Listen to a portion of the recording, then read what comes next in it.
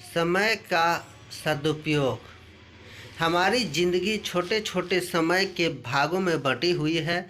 हमारी ज़िंदगी में कई दिन, कई घंटे, कई मिनट और कई सेकंड होते हैं, परंतु कुछ लोग इसी समय में उस मुकाम को हासिल कर जाते हैं जिसकी उन्हें चाह होती है।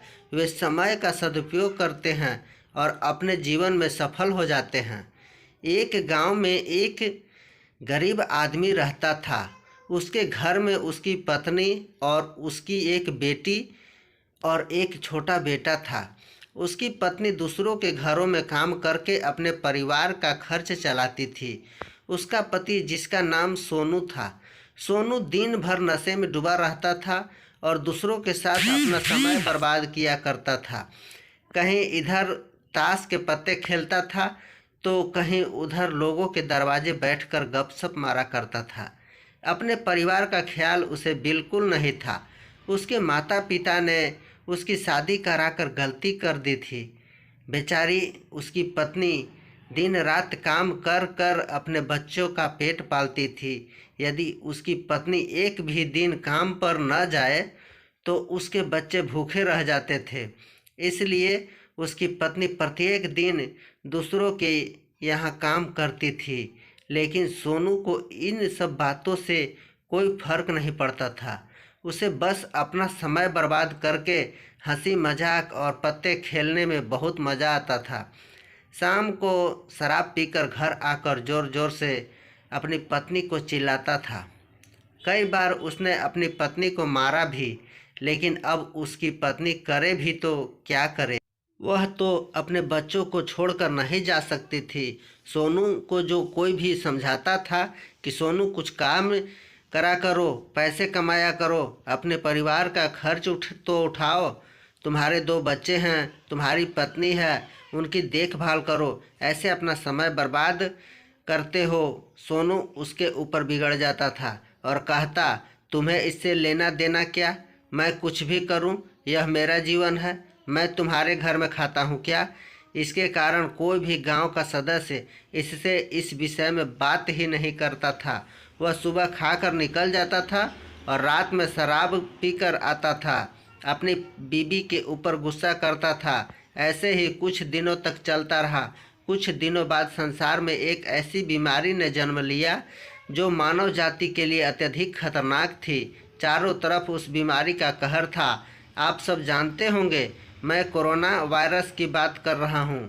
जब सरकार द्वारा लॉकडाउन लगा दिया गया था, तब चारों तरफ लोगों का एक दूसरे के वहाँ आना जाना बंद हो गया था। सारे कार्य, सारी फैक्ट्रियाँ, सारी गाड़ियाँ इत्यादि बंद हो गए थे।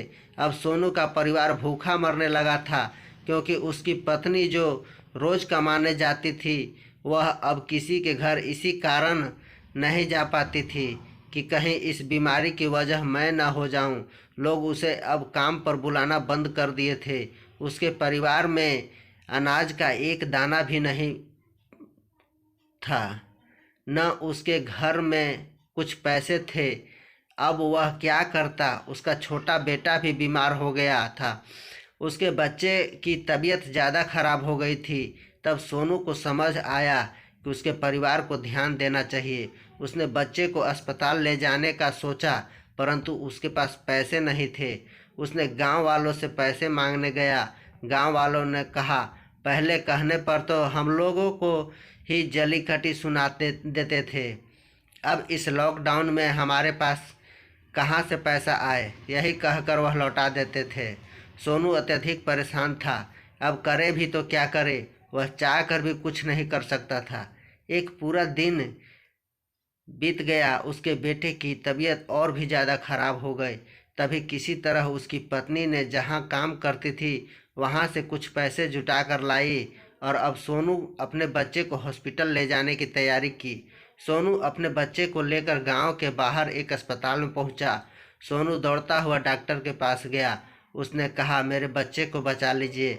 डॉक्टर साहब ने सारे इंस्ट्रूमेंट लगाकर चेक किया, तब उसका बेटा मर चुका था। डॉक्टर साहब ने यह बात सोनू से कहा, यदि तुम अपने बच्चे को 10-15 घंटे पहले ले आते तो मैं तुम्हारे बच्चे को बचा लेता। मुझे बहुत दुखी होकर कहना पड़ रहा है कि मैं तुम्हारे बच्चे को बचा न सका। यह सुनकर सोनू के पैरों तले के नीचे से ज़मीन खिसक गई। वह रोने लगा और कहने लगा, यह सब मेरी गलती है। मैंने जीवन में कुछ नहीं किया, सिर्फ अपने समय को बर्बाद किया है। यदि आज मेरे पास पैसे हो जाते हैं तो मैं अपने बेटे को हॉस्पिटल जल्दी ला पाता और मेरा बेटा बच जाता। मैंने अपने जीवन में समय को बहुत बर्बाद किया है, लेकिन आज मुझे समय का अहमियत पता चल गई है।